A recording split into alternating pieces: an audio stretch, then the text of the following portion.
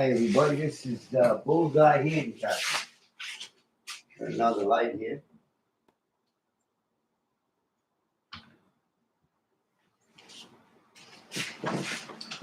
Bullseye Handicapping.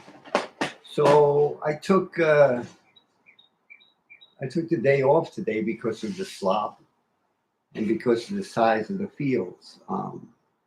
I didn't think that playing on days like this is just another good reason to take the day off. What I'm going to be talking about is basically not so much, playing the races, but managing yourself and a few, comments on, being a player for 40 years. And I made a paradigm change, which I'm so happy about, first of all. And then I'd like to go, let's listen to my 4:30 wake up chant rant. But in my mind, I know I finally have crossed over to the place I've wanted to be for the last 6 years, the last 10 years, and especially again the last 2 years. The paradigm change basically is getting out of the ocean, getting away from trying, fights with Mike Tyson. Every race is like a fight with Mike Tyson. And I played over 2,000 races a year for 40 years. So that's a lot of rounds with Mike Tyson. So one thing I've learned from being a player of 40 years is that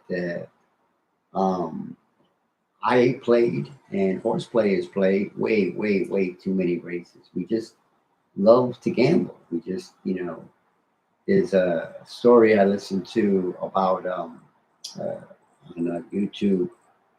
They asked a pitcher who was, I think it was, no, it was a basketball player.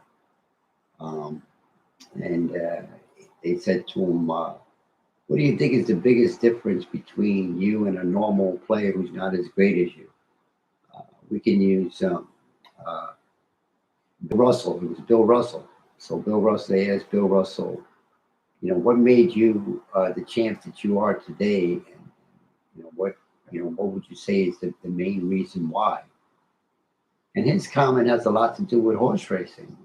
His comment was that he didn't come to play, he came to win. He didn't come to play, he came to win. And I never forgot that. I listened to that about 2 years ago, I think.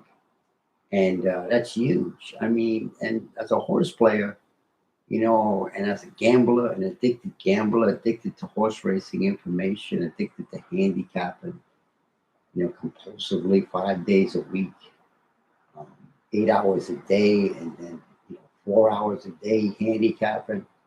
So just like almost like 12 to 15 hours a day, 5 days a week, a total war. And that's why I use the analogy of Mike Tyson, because it just shows you how he's going to beat the living sugar out of you because of the fact that you played way too many races, and unfortunately, it's too many unplayable races. What's an idea of an unplayable race? It would be 6-horse fields like the Jim Dandy coming up. That's not a playable race. That's just past. They can talk about that all they want. It doesn't matter. It doesn't matter. It's a 5-horse race. I mean, and then there's only one. There's a filler in there. So then it's a 4-horse race, and they're going to give so much commentary on that. It's ridiculous. What we need to get more commentary on is, what does it take to be a winner? Well, if you come to play, if you played today and you had to play in the slop and you don't even do good in the slop, then you came to play. If you normally don't play the slop, and but again, you're a horse player, you have to play. I play on Thursday, so I have to play. That's coming as a gambler, as a compulsive addicted gambler. One of my mantras is you can beat a race, but you can't beat races. So, you know, that became one of my mantras is that, I'm not going to try to beat the races. I'm going to be more selective, bullseye, focus more, with binoculars into a race, just a race. So, I started to understand that I bet too many races. I want more. I want more. A pure gambler. It's just uh, I had to.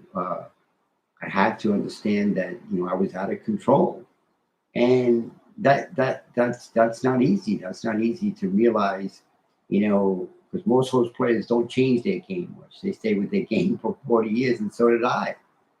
But the pain of again all the losses, all the rounds with Mike Tyson, and just um, after a while, just become something that you're not interested in, something that you say I got to change, man. I got to do something different. And that's when my Ego Buster program came up about 6 years ago, where basically I had to eliminate my ego. I don't know. I don't know shit. I think I know. I think I know. I think I know. I think I know. I think I know. I don't know shit. That's what it is. It's like a jerk off. You jerk it off. Reading horse racing data, the racing form, the thoroughgraph sheets, all that information. Useless. Just useless information. Um, I gotta go back here. Okay. And you say useless information, then how do you play a race? And I'll go over that in another time. Uh, this is only episode 2.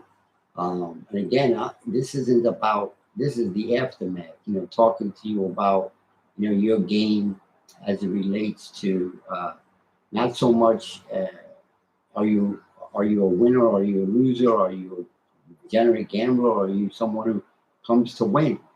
Looking at yourself.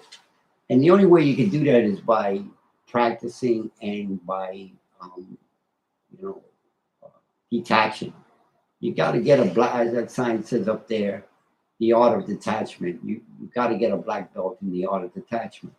And that takes years. It took me 10 years to get my black belt in the art of detachment.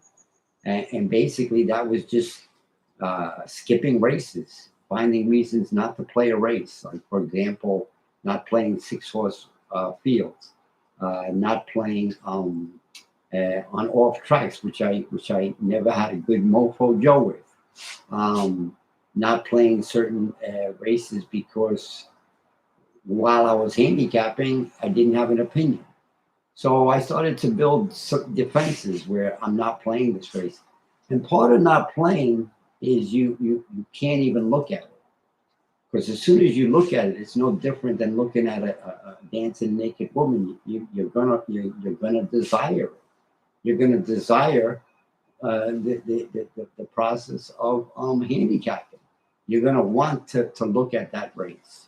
And the longer you look at the race, the more your subconscious is going to take over, and now you're in. Once you look at the naked woman and she says, "Come on in," you're in. Opening the racing form is the addiction. That's where the addiction is. And the bad news is that, let me just write this down. The bad news is that, one second, horse racing information is useless. That's my belief. My belief is that horse racing information is useless. Um, why? Because it doesn't give you a trainer's report. It doesn't give you a jockey's report. It doesn't give you uh, a video of the horse and how he's doing. It gives you other things, but not the things you need to know. And again, like I said, what tells you the combination of people's handicap, looking at the obvious, and the combination of that, and once the owners, the trainers, the jocks, and everybody they tell mixed in, will give you an odds board. And that odds board is going to tell you, the major opinion of the race. And that's all you need is the major opinion of the race, is the odds board. You don't need any horse racing data whatsoever. And I'll go over that when I actually get involved in with the crystal clear clarity board in a race that I think is worthy of looking at. In the meantime, I just practice. I put the odds, the odds down, and I put the contenders on the bottom, uh, and then I put the next contenders on the next level, and the next contenders on the next level, and then the purpose of the crystal clear clarity board is to focus your attention on the horses that are dismissed. So, for example, the 4 and 9 is dismissed. The 4 is 68 to 1, and the 9 is 38 to 1. And then you got the 2, 25 to 1. And then you got 4 horses between 12 and 10 to 1. And then you got 3 horses that are between 5 to 2 and 7 to 2. That's your odds board. But the reason you're making it is because you're not giving your attention to the favorites. That's people who are playing pick 6s, pick 3s, pick 4s, and pick 5s. Your attention is going to be going to the horses that are dismissed. Like for example, I was practicing today in Saratoga's last race. Otherwise, I wasn't involved. I wasn't involved at all. And again, the art of detachment. I didn't look at any of the races, and I also didn't look at that last race. I just looked at the odds board. I didn't know who was who and what was what and what was going on. It's really cool because you can just listen to the commentary, on the show, and that commentary alone would just tell you who's the dismissed horse. And in that case, it was the 9 horse with Pratt. So that's kind of cool. He's the Pratt top jockey is on the longest shot on the board. So right away you get wowed by that. I got wowed by it. So he became the focus of attention because he was the longest shot on the board. He was Andy Serling was, and everybody else was saying there's no freaking way he could win. And I'm only playing the race, and I'm not looking at a daily level. I'm not worried about a pick 3 or pick 4, pick 5 or pick 6. I'm just playing the race. That's it. Just playing the race. And only playing and just for fun, even though there's not enough horses, playing the dime super. Minimal investment with a lot of little fun, with no ego though. No ego because you're not looking at the racing form. You're not getting an opinion on that. The odds board is your racing form. The odds board is your horse racing information. So again, no more racing form. No more racing form ever again.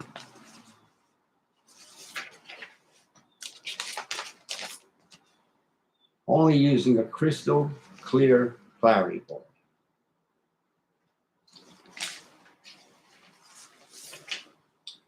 No more thoroughbred. Sorry. The goal is, I wrote this down later. Let me see what I got here. The goal is to visit everyone at Saratoga sometime this year. Bullseye handicap, Dan Engel. And here's another time form, pace, and whatever. Also, for training stats and all that other good stuff. No more. Never again.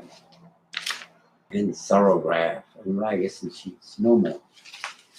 So, now that I'm not handicapping 4 hours a day, 5 days a week, I can have fun doing other things, stupid things. I'm 70 years old, and now I can have my last days, pleasurable, extremely pleasurable. So just getting back to that race, so the dismissed horse is the 9. So then that I'm going contrarian, and that's my horse, no matter what, right? So the 9 is my horse, especially with Pratt on him. Come on, I'm just curious to see how he runs anyway.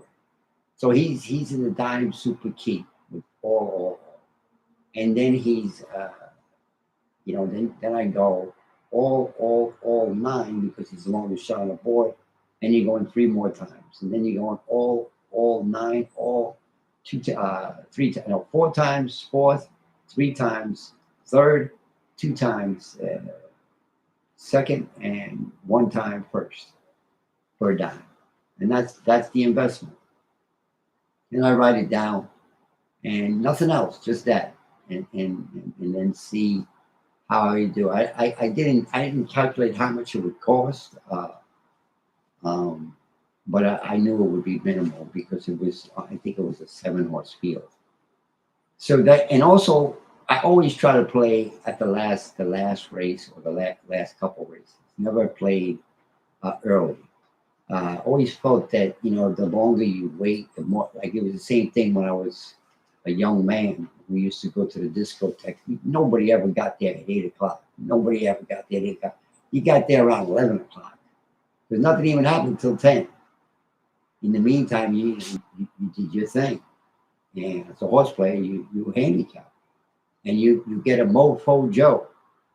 Bullseye handicapping is all about, like, mofo Joe, meaning, your being. How's it feeling?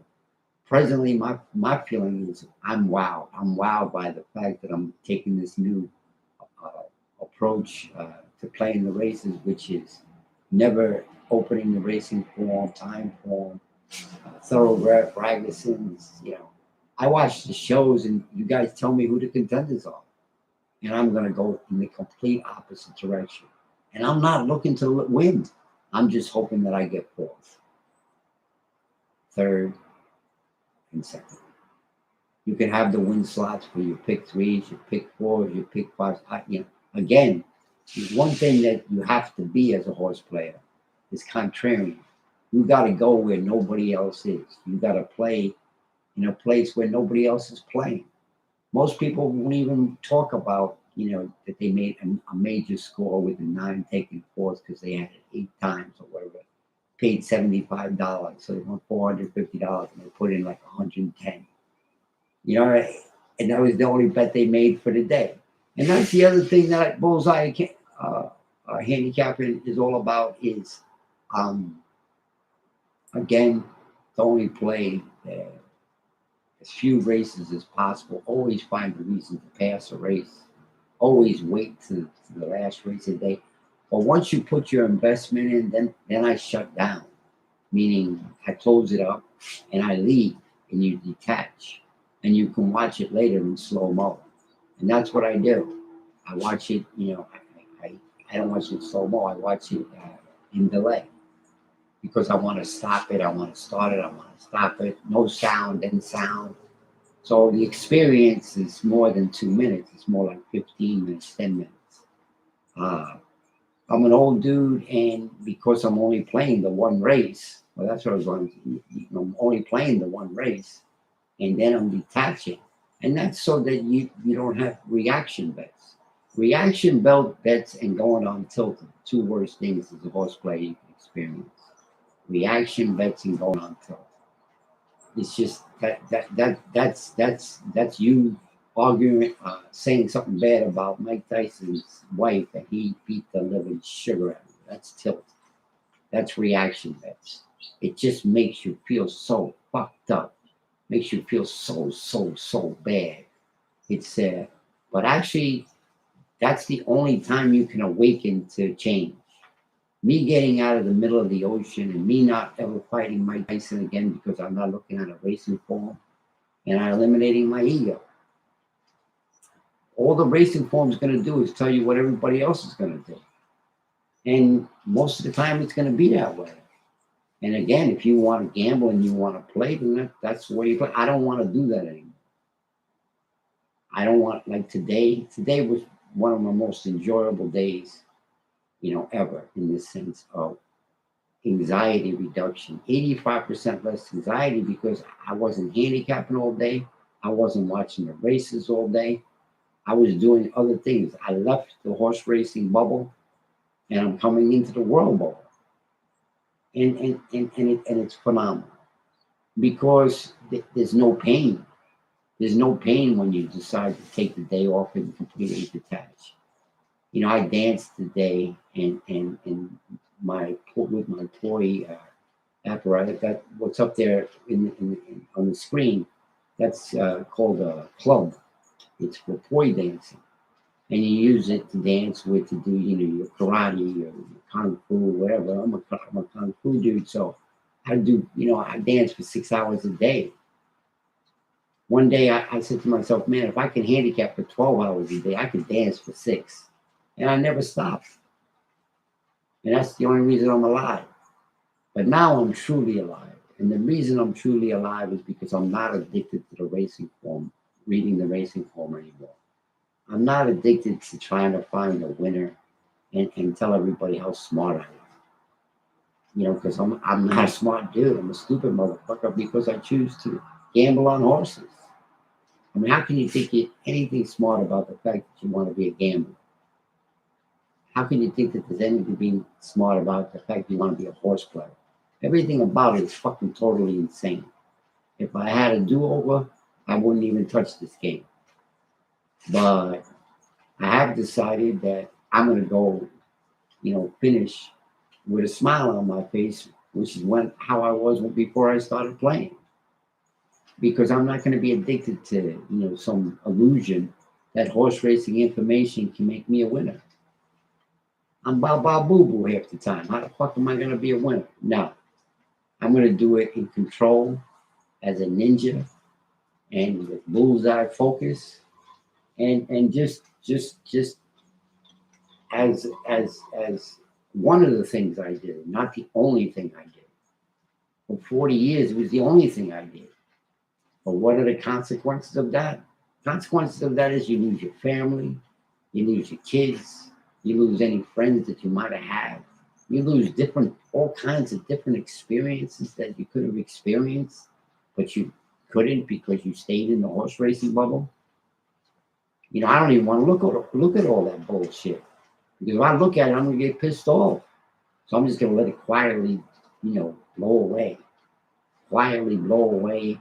Why? Because I've arrived. I'm no longer in the ocean. I'm no longer swimming like a fucking maniac out there or driving down a 25-mile-an-hour street at 85 miles an hour. I'm done with all of that.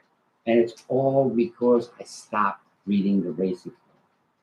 I didn't even look. I'm never going to do it again because the way I'm feeling is unreal. It's phenomenal. It feels so good to be able to just relax, not having to figure shit out. I killed that other guy. That other guy is dead. Danny the gambler, Danny the guy who has to play a race after race after he's dead. I killed him. The new Danny wants to do what he's doing, which is, once in a while pick a race and have some fun and enjoy the experience again. The focus isn't on winning, it's on enjoying the experience. I'll win just because. It's just you get lucky and you get paid. You get lucky and you get paid. You don't get lucky, there's no pay. So what? But because you're in control and you're passing race after race, you're saving tons of money. You could save more by just stopping completely than actually playing. Most players, put $100,000 through their windows and lose $15,000 for the year. So they have $115,000 worth of action. Mr. Clean, and many years, Mr. Clean. No more, no mas, no more. I want to live in the world bubble, and it's hard because you come out and you try to get back in there and you try to get involved in your family's life. Unfortunately, it might be too late, and in my case, it is too late. But I accept that. I've learned to, as a gambler and as a person who was unfortunately, disturbed and, made a decision that made him continue to be sick for many years. Gambling is a sickness. It's no different than heroin. If I did heroin or cocaine, I come from an addictive family, and my poison was horse racing.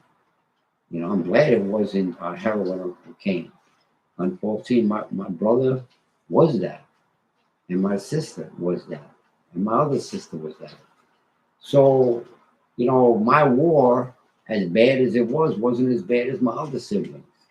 So I feel blessed. I feel blessed that, that at the end of my life, I don't even have this addiction. I'm not addicted to horse racing anymore. I don't have to play. I don't have to play. Before I had to play. It was almost like drinking water, almost like eating food. I had to. I don't have to anymore. And that awareness is my miracle. I actually saved my own life for the last years of my life. I actually saved my life for the last years of my life, which for me is beautiful. And I'm coming on basically just to share this experience with you because I know a lot of other people are going through the same thing because horse racing is an extremely private disease because it's hidden.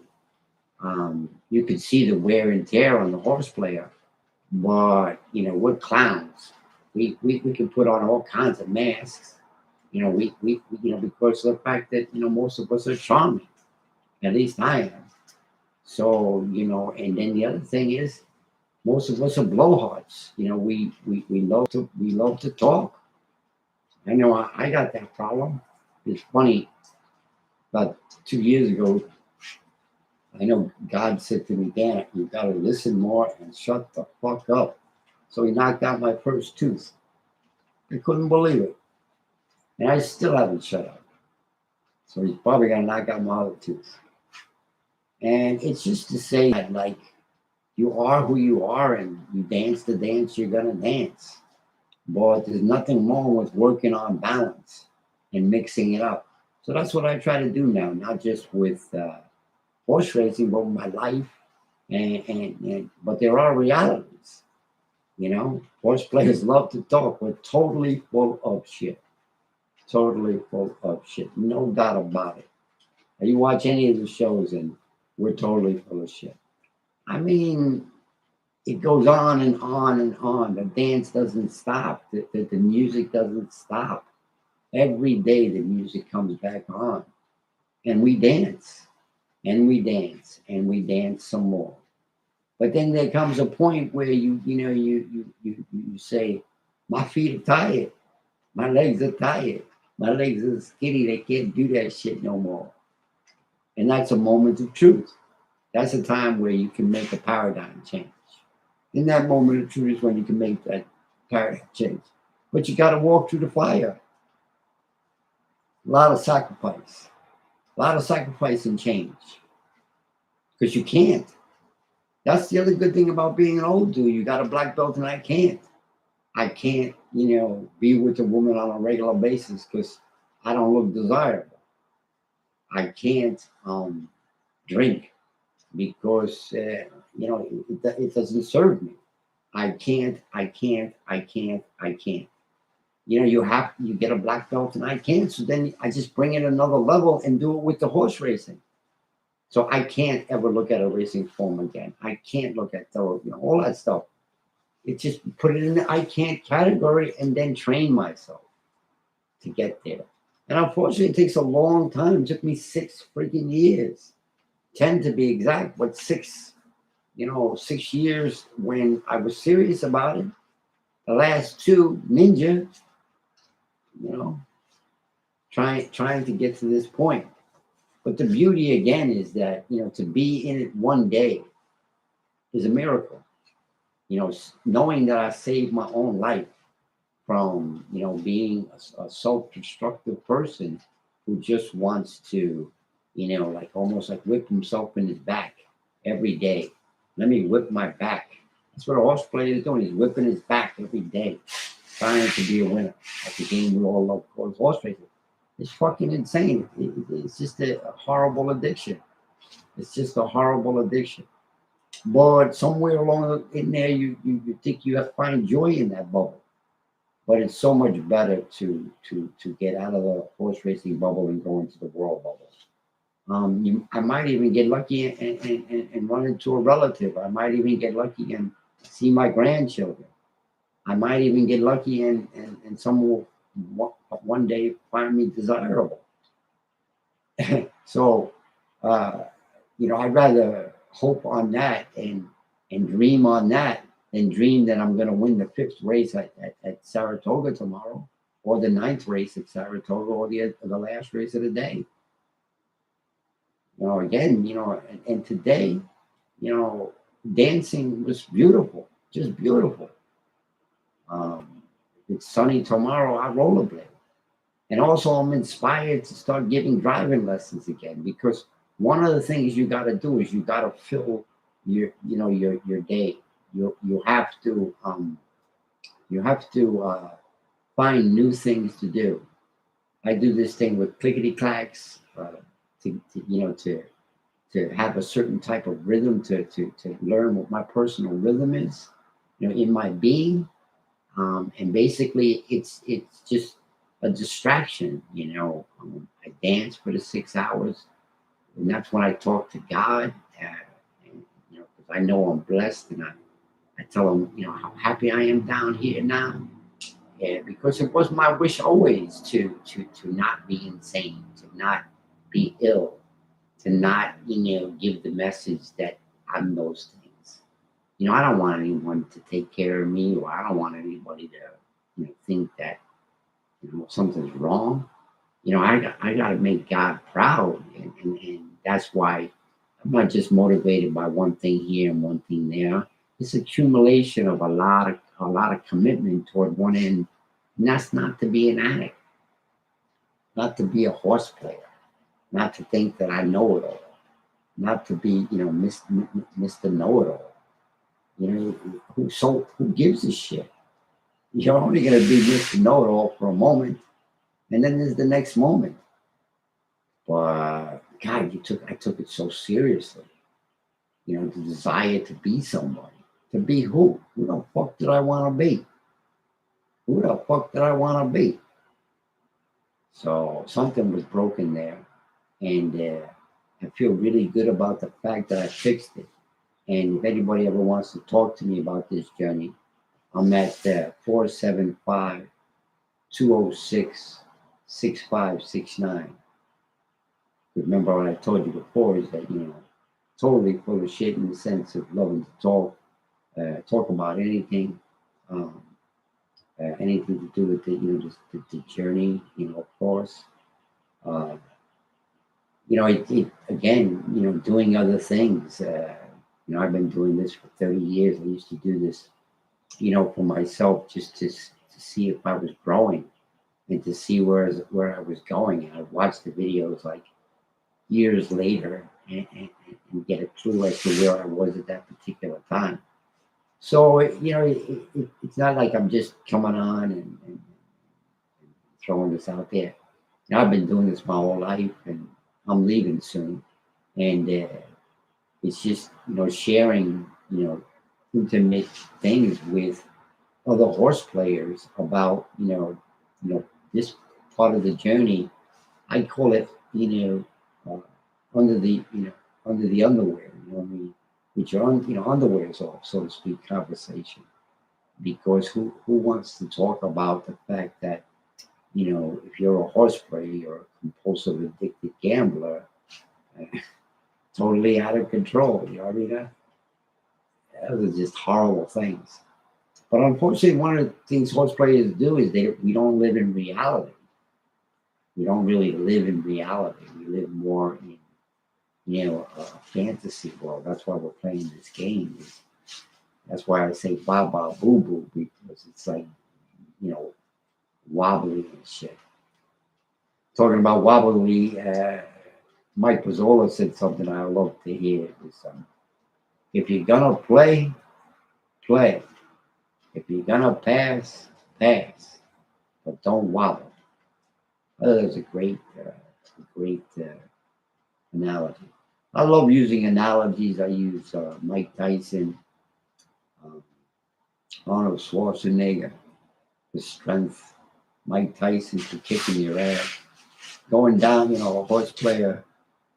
I use all these analogies because it makes me smile. It makes me, have humor. Uh, it's nice because finished with, a war. I mean, being a horse player and being a gambler for 40 years, that was a motherfucking war if I look at it in retrospect. And I wouldn't say it was brutal. It's not a Dexter type of situation. But I say I wouldn't say it just didn't. I couldn't get over the top.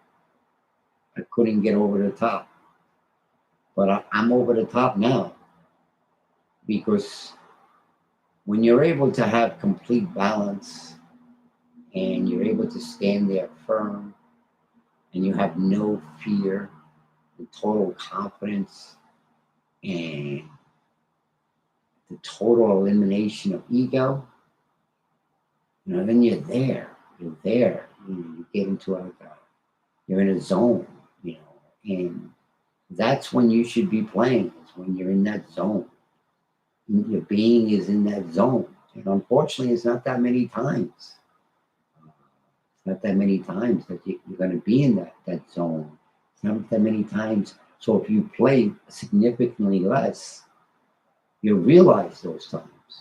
The only way you can learn how good you are and how you're doing is you sit out and practice and practice and practice and practice. That's the kung fu. You got to keep practicing until you get it liquid to where it doesn't, it's just done. Because believe it or not, a horse player has two people playing. You have a conscious person playing and a subconscious person playing. I hate to bring this up to people who don't know what the fuck I'm talking about, but there's two people playing. There's a conscious player, people who play for over 40 years, over 30 years, over 20 years, even over 10. You know this. You know there's two people playing, especially somebody over 20 years. You got the person who's actually playing, and then you got the person who just pulls the trigger. My guy who could, the subconscious guy he was a fucking total. I didn't even know I made some bets that I made, uh, even though I had them all well thought out. My subconscious made the decision. My subconscious just made the decision. After, because let's say I'm playing only one race, so I'm waiting all day long. My mind can change. I leave the computer, I leave the races, and go dance. But the power of your subconscious, he's the boss. Subconscious is the boss. You are just there for the ride. So, I'm going to look at that more. I'm going to look at the subconscious more. I never really saw the power of it until I started actually thinking about it and then remembering. And that's something that I'd like to fool around with, more down the road. So tomorrow at Saratoga, I don't know whether it's going to be on the turf or what the situation is. But my process is pretty simple. I just go on to Horse Racing Nation, I think it is, and I look at the entries. And right away, I know that I'm not going to entertain any races that don't have at least 9, 10 horses.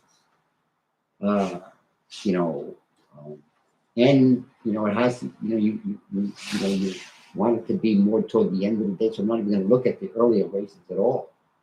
Not even peek at them because I'm not. I never get involved in them anyway. It's really nice because I went from doing 8 to 12 hours a day of work to doing nothing. Work and play, actually. 4 hours of work and 8 hours of just watching. Because once, you pretty much know your mopo joy after the 4 hours, and then you put everything together. So again, going into Horse Racing Nation and just seeing if there's anything that even looks okay. And then I make another step. In the morning, I'll do it again. And then, I'm detached. I'm pretty much detached all the way until 4 or 5 o'clock and on a Friday and Saturday, even later. So and you want to be detached because I want to be detached because I don't want any temptation. And the beautiful thing is the fact that I'm not handicapping is phenomenal. It's the only way you can do it. That's how I want to end up today.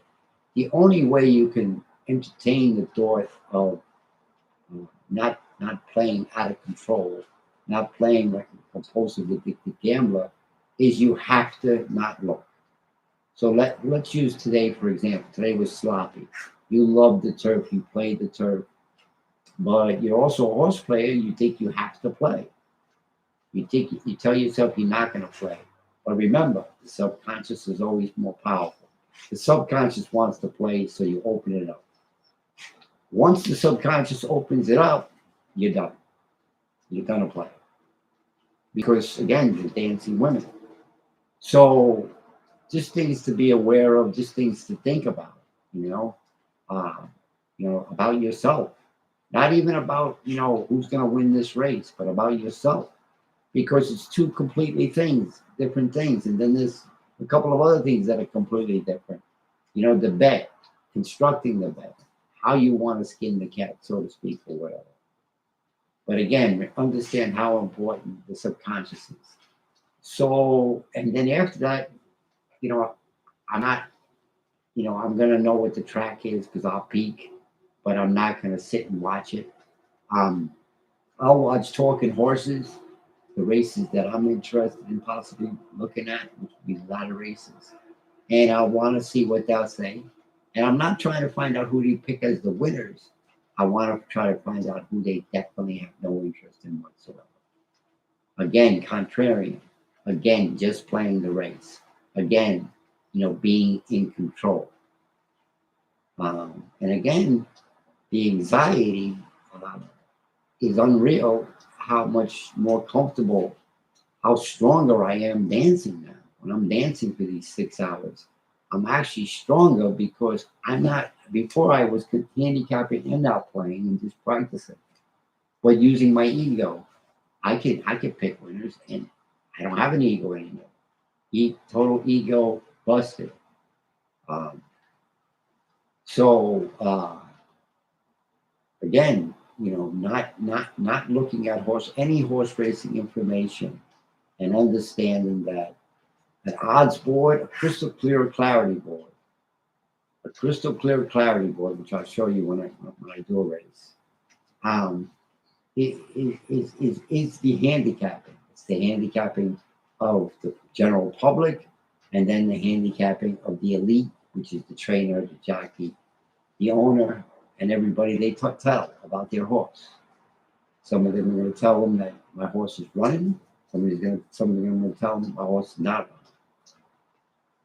And some, and some, the majority of people are going to look at horses that they're going to dismiss right away. Those are the horses that my attention goes to. It goes in a contrarian way. My belief is that I can beat a race, but I can't beat the races.